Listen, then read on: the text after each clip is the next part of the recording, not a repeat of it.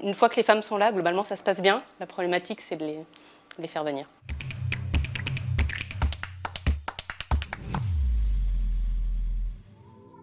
On a des études qui ont été faites récemment, ça tombe bien, dans notre sport. Et c'est vraiment le manque de temps chez les femmes qui ressort comme le principal frein. La légitimité et aussi le manque d'information. Ouais, je pense que c'est un impact positif en termes d'inspiration pour les jeunes femmes qui arrivent derrière, de se sentir légitimes d'évoluer, d'avoir confiance en leur capacité à occuper justement des postes plus importants et à se dire qu'elles aussi, elles peuvent devenir expertes techniques si elles en ont envie, prendre des rôles décisionnels importants.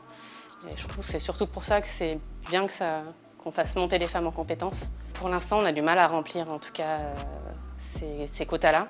Et en même temps, ça nous fait une bonne raison aussi de travailler sur cette féminisation des instances. Je pense qu'il y a de la communication à faire. Nous, au sein du club, ce qu'on a essayé de mettre en place, c'est des week-ends 100% féminins. Je trouve que c'est assez efficace. On a vraiment le retour de dire que ça met en confiance, que beaucoup de femmes osent comme ça se confronter à des situations ou à prendre un peu des places organisationnelles qu'elles n'auraient pas prises forcément en étant dans des groupes mixtes. C'est vrai que ça a posé débat au sein du club, mais on voit que c'est quand même efficace pour faire évoluer les femmes. Je pense qu'on reconnaît de plus en plus les talents des femmes, en tout cas dans des sports où c'était moins reconnu traditionnellement. J'espère que ça va continuer comme ça.